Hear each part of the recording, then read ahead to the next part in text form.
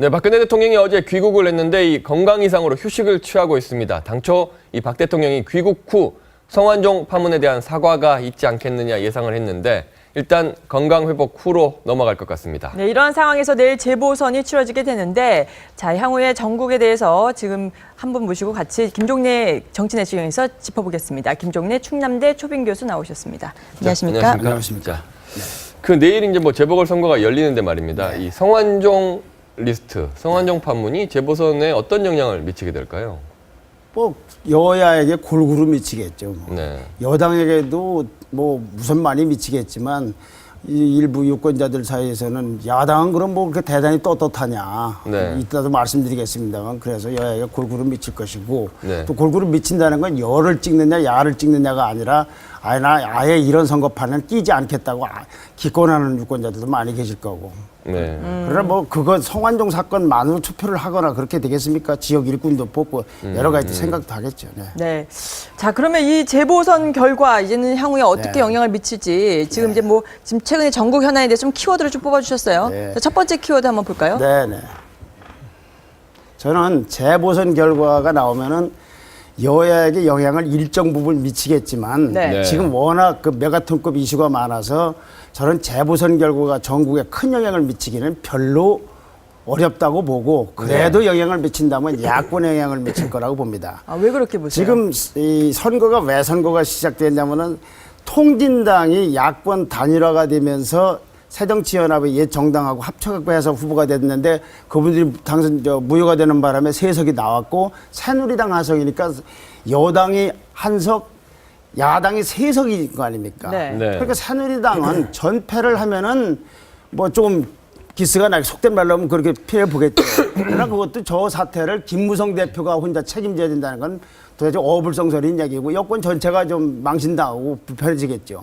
그러나 한석이라도 건지면 의석수로 봐서는 새누리당은 별로 큰 영향이 없는 거 아닙니까? 그렇죠. 그러나 예. 야당의 경우에는 전승을 하면 문재인 대표 입지가 굉장히 좀, 왜냐면 야권의 말하자면 리더니까. 네. 그럴 것이고, 그 다음에 이제 전승은 못하더라도 몇 석을 거치면 나름대로 서로 할 얘기가 있겠지만은 어찌 보면 내용이 중요할 겁니다. 아. 광주가 그래서 의미가 있지 않을까. 예. 광주에서 새정치연합이 이기느냐 아니면 지느냐. 무소속의 천정배가 이기냐에 따라서는 이기고도 각기 느끼는 양은 다를 거다 이거죠. 문재인 대표로서는 이게 광주 분들이 나에 대해서 새정치연합에서 별로 호감을 갖고 있지 않구나라는 걸 느낀다든지. 네. 기타 그래서 그렇게 뭐 이 정치권이나 언론에서 얘기하는 만큼 이 재보선 결과가 무슨 나라를 두동강 내듯이 엄청난 영향을 주지 않을 것이다. 다만 수도권 의원들은 네. 여야를 가리지 않고 이번 선거 결과에 굉장히 민감한 반응을 보일 겁니다.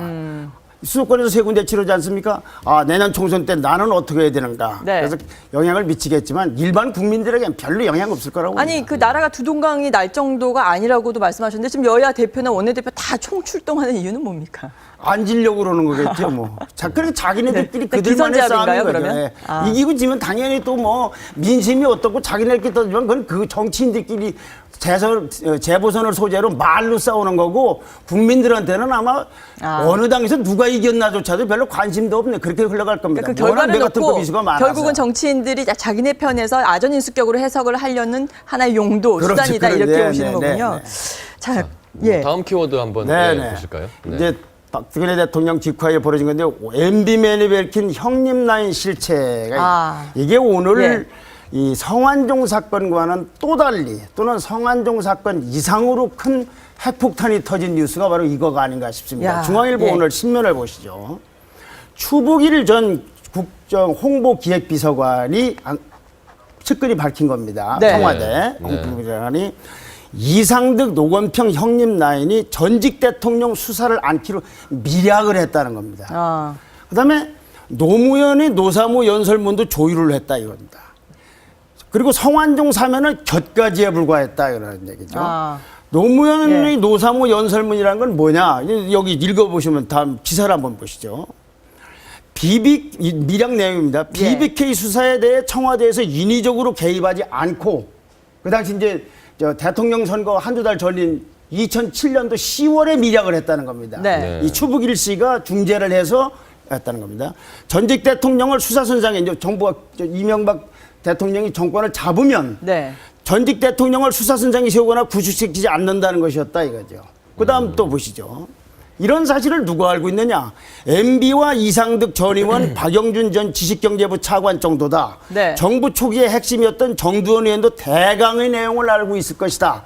이것이 이 일을 주선했다고 하는 추복일 씨의 주장인데 이 예외에 네. 전직 대통령이나 여러분 그래도 더 신랄하게 언급한 분이 있습니다만은 아직은 현 단계는 이분이 주장이고 네. 전직 대통령이기 때문에 네. 더 이상 제가 인용을 하지 않겠습니다만은 자 전현직 대통령 여야 간에 다투고 있는데 여기서 주로 수사와 관련된 부분에 대해서 미락을 했다. 자 검찰은 뭐가 됩니까? 정책 중립이 있습니까?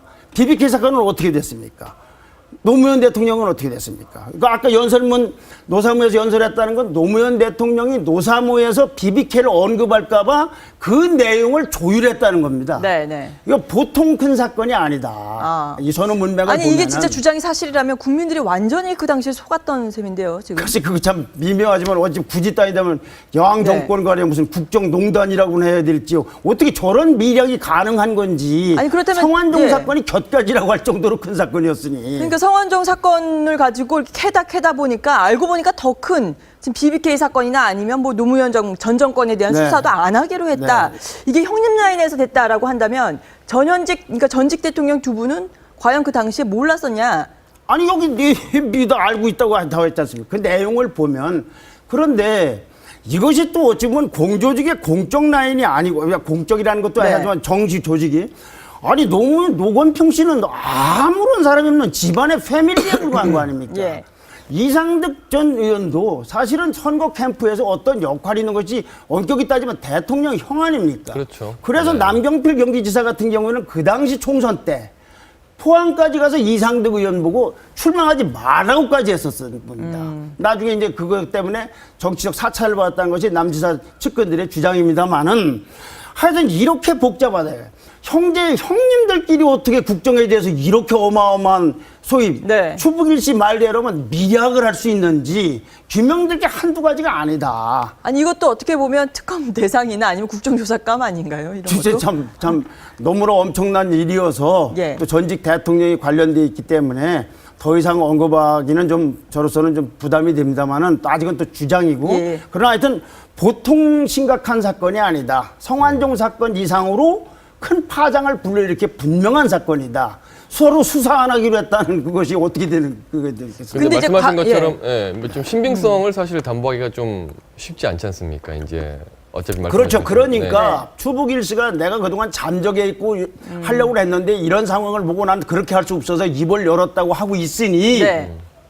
그분이 가령 만난 시기가 어떻게 되고 네. 정황을 여러 가지 제시를 해야 되겠죠. 이렇게 하고 말고 하면 그 양반도 굉장히 큰 아주 무책임한 사람이 될 거 그렇죠. 아닙니까? 근데 그때 당시에 이제 촛불 집회가 있으면서 그때부터 이제 서로 그럼 이 미락이 깨졌다 이렇게 그렇죠. 그 당시 분석을 이제 하고 왜 있는 건가요? 미국 저 쇠고기 수입과는 광우병 집회. 예. 그 명박산 성인이 네. 그것 때문에 이 미락이 깨졌다 그러니 이거 얼마나 큰 정치적으로 국가 운명이 이렇게 흔들흔들했는지에 대해서 우린 다시 한번 재고할 필요가 있는 거 아니다. 뭐 저는 조사 이런 거보다도 이런 네. 걸 이번에 네. 우리가 전부 개그적으로 알아야 되는 거 아닌가. 그런데 추복일 씨 얘기 중에는 이런 사실 사면을 문재인 씨가 몰랐다는 건 100% 거짓말이라는 거예요. 아.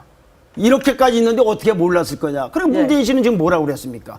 사면복권 뭐 자기는 몰랐고 법무장관이 어떻고 이렇게 하지 않습니까? 네. 그런데도 문재인 대표의 말 중에 또 특이한 것은 돈 받은 건 아니다. 아니 지금 사면복권이 어떻게 됐느냐의 문제를 얘기하는데 돈 받고 했느냐 안 했느냐는 건 다른 문제 아닙니까? 돈 안 받고 해서도 이상한 사면 어떻든가 여러 가지 논란이 있을 수 있는 거 아니겠습니까? 네. 그러니까 문재인 대표도 이 부분에서 면책되기가 어렵다. 정치적 공방에서. 아. 네. 네. 네.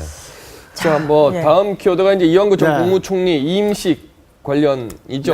네. 후임 여기 이제 이완구 총리는 어쨌거나 나갔는데 그럼 이제 지금 한간에서 많이 이제 후임 총리는 누구를 언제 할 거냐 가지고 무슨 지역 화합형이니 뭐 실무형이니 뭐 국정 장악형이니 뭔 얘기하지 않습니까? 네. 저는 이렇게 봅니다.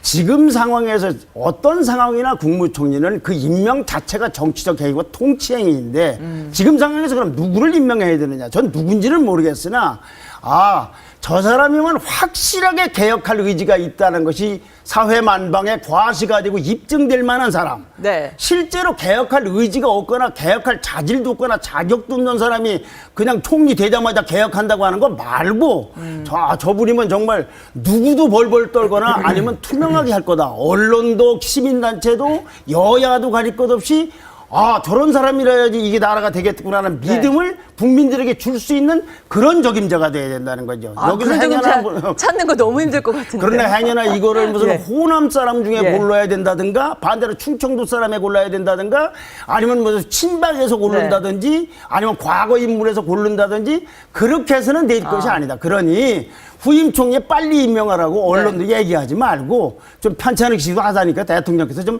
좌우면에서 여러 의견을 들어서 설령 박근혜 대통령하고 대립각을 세우더라도 개혁을 통한 이 상징이 없으면 우리나라 이거 어떻게 되겠습니까? 아니 5번의 근데 총리를 선임했고 이번 6번째면서 그 사이에 수많은 인재풀들을 좁혀서 계속해서 뽑아온 거 아닙니까? 그렇다면 더 남아있는 적임자들이 과연 최적의 적임자가 남아있을까? 이것도 박근혜 대통령이 시야를 훨씬 더 넓히고 참모들이 그야말로 대한민국 사람 중에서 누구든 총리를 할 수 있고 누구든 안 시킬 수 있다고 열린 마음으로 보면 인재풀이 훨씬 늘어나겠죠. 그전에는 내 맘대로 할 사람, 나하고 호흡일치할 사람 여러 가지를 따지다 보니까 인재풀이 좁아서 그렇게 된 거 아닙니까? 낭만 분이라고 다 훌륭하지 않다는 건 아니지만 여러 가지 문제가 있었겠지만은 이번에 임명할 때는 그러지 말고 일종의 준거국내각적 관점으로 개혁의 상징을 해놔야지 나라가 진정되고 서민들이 마음을 그래도 달래주시는 거 아닌가. 그래서 정치인이고 뭐고 간에 걸릴 것 없이 여야고 친박이고 할 것 없이 모조리 개혁 대상이면 개혁을 할 만한 의지를 갖고 있고 과거 이력을 갖고 있는 사람을 하지 않으면 굉장히 어려운 문제가 부닥칠 것이다. 자, 뭐 마지막 키워드는 어떤 겁니까? 한번 보시죠. 우리 다시 하나 보시죠. 또 신문에도 남아 있구나. 네, 예. 이와 관련해서 지금 질문을 좀 계속 하는데, 자, 이와 같은 일을 보여주는 조선일보 오늘 기사가 이런 게 있습니다. 입법 로비 수사받은 의원이 100명인데 2명만 벌금을 냈다는 거예요. 17대부터 19대까지 후원금 조사했는데 의원직 상실한 사람은 단 한 명도 없다입니다. 이런 현실을 국민들이 어떻게 보겠습니까? 그런데 국민들이 어떻게 보나 하는 거를 갤럽 조사가 한 게 있습니다. 자, 보시죠. 지난주 갤럽 조사입니다. 성완종 리스트에 있는 여당 정치인이 금품 수수했는지를 국민들이 어떻게 생각하나? 84%는 사실일 거라고 생각을 해요. 그와 함께 더 놀라운 것은 그러면 성완종 씨가 야당 정치인에게도 금품을 제공했을 가능성은 어떠냐? 82%가 제공했다고 생각하고 있어요. 그러니까 여가 야를 야가 열을 할 게 아니라 국민들로부터 이렇게 비판을 받고 외면받고 있는 데니까 개혁 총리가 나와야 된다. 그런데 여기서 김무성 대표가 어제 또 절묘한 얘기를 했습니다. 자, 보시죠. 오늘 조선일보를. 여야의 부패정권 심판론 적반하장이라고 하면서 김무성 대표는 우리 당 송광호 의원은 6,500만 원을 수수했다는 이유로 다음 보시죠. 보여주세요. 1심 판결이 나오기 전에 법정 구속됐는데 한명석 의원은 2심 판결이 났는데 의정활동을 하고 있다. 라면서 다음 보시죠. 김 대표는 금품 수수 혐의로 구속 기소된 새누리당 의원들에 대한 당원권 정지 결정을 했는데 새정치인은 어떻게 하고 있느냐 하는데 이런 발언이 내년 총선 때 각자의 공천 기준이나 국민들에게 나선 의원들에 대한 보는 아주 중요한 잣대가 될 겁니다. 당원권 정지. 지금 있는 의원들, 거론된 사람들 국회의원 함부로 나오려고 할 일이 아니다는 얘기죠. 그래서도 개혁 정리가 중요하다 이런 얘기죠. 시간이 없으면 뭐. 뭐 마지막 키워드 간단하게 좀 언급을 해주시죠. 뭐. 우리가 두 얼굴이 정치금융 수술 때입니다. 지금 우리가 정치는 아주 투명하게 이렇게라도 거론하고 있지만 관치와 정치금융 속에 숨어서 하고 있는 이 경제 쪽의 문제는 똑같은 걸로 봐야 되지 않나. 그런데 1조 원 이상의 국민들에게 손해를 끼친 금융당국은 감사원이 금감원의 과장 딱 한 명만 경고를 징계를 했어요. 이런 관료 당국이 금융당국이 개인적으로는 은행들에다가 온갖 인사에 개입을 한다 이거죠. 그러고서 금융개혁을 한다는 게 말이 되느냐 이거죠. 그러니까 정치금융도 정치인 못지않게 똑같은 잣대로 수사를 하고 조사를 해야 된다는 거죠.